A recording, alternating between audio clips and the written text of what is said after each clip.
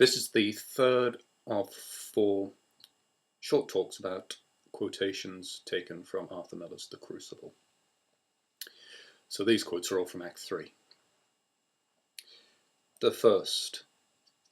Do you take it upon yourself to determine what this court shall believe and what it shall set aside? This is the highest court of the supreme government of this province. Do you know that? That's from Danforth.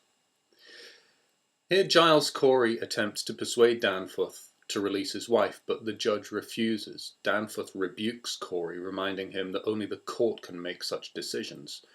Note, do you take it upon yourself to determine what this court shall believe?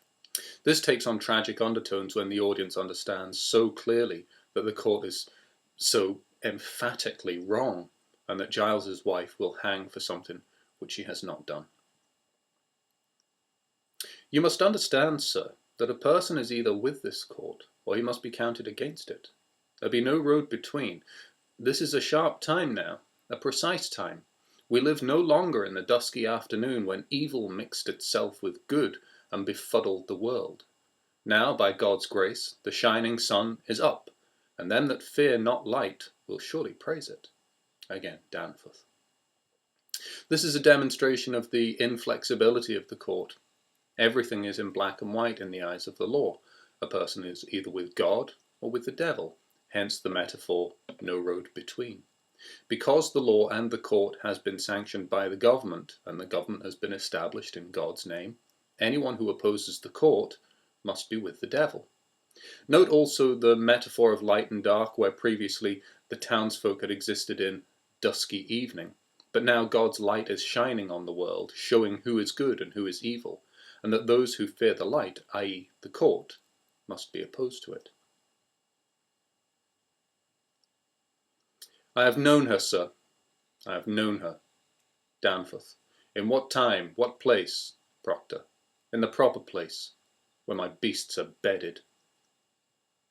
It's key here to see that Proctor believes it proper that he and Abigail had sex in a barn. He regards their actions as animalistic. Specifically, he uses the word beasts to describe himself and Abigail.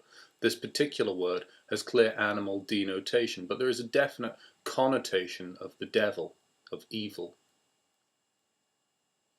A man may think God sleeps, but God sees everything. I know it now. I beg you, sir, I beg you, see her what she is.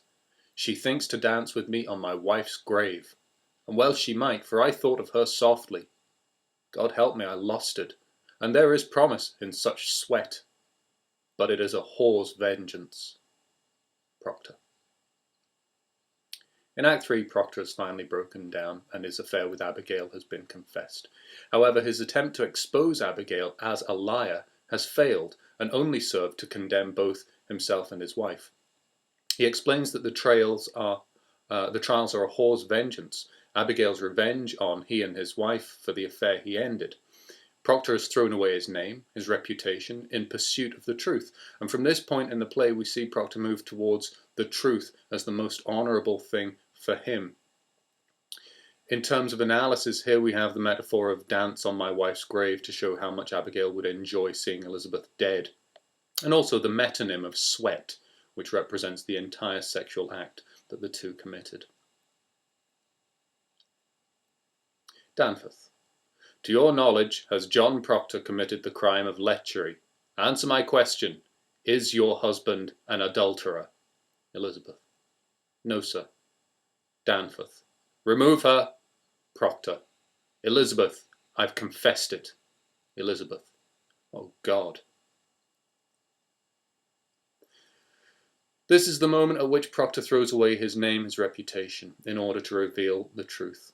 However, Elizabeth, in a demonstration of her love for her husband, tells her only lie. While this shows Proctor that his wife has not, as he believed, given up on him, it condemns them both and vindicates Abigail. Notice the speed in the exchange. No, sir. Remove her. Elizabeth, I've confessed it. Oh God. Their world is undone in 4 quick lines, showing the exasperation and the fear of both of the Proctors in those final 6 words. A fire is burning. I hear the boot of Lucifer. I see his filthy face. and it is my face, and yours, Danforth. For them that quail to bring men out of ignorance as I have quailed, and as you quail now when you know in all your black hearts that this be fraud, God damns our kind especially, and we will burn together. Proctor. With the court siding with Abigail and the girls, Proctor is led out of the court. He shouts this over his shoulder almost, and he uses biblical references to make his point. He says that the court has perverted the course of justice, of God's justice, and is now actually doing the work of the devil, of Lucifer.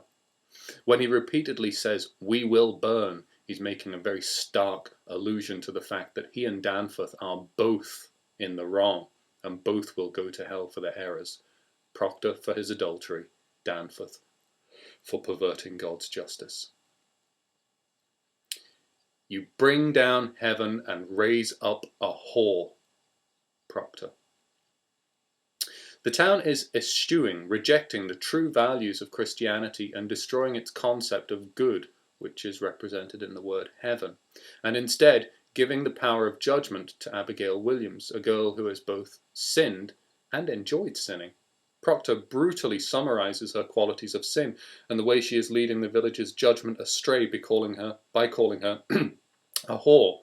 It is interesting to note the juxtaposition of the opposites, pulling down and raising up, which gives the quote a dramatic rhetorical impact, while the phrase raising up suggests the construction of a statue to be worshipped.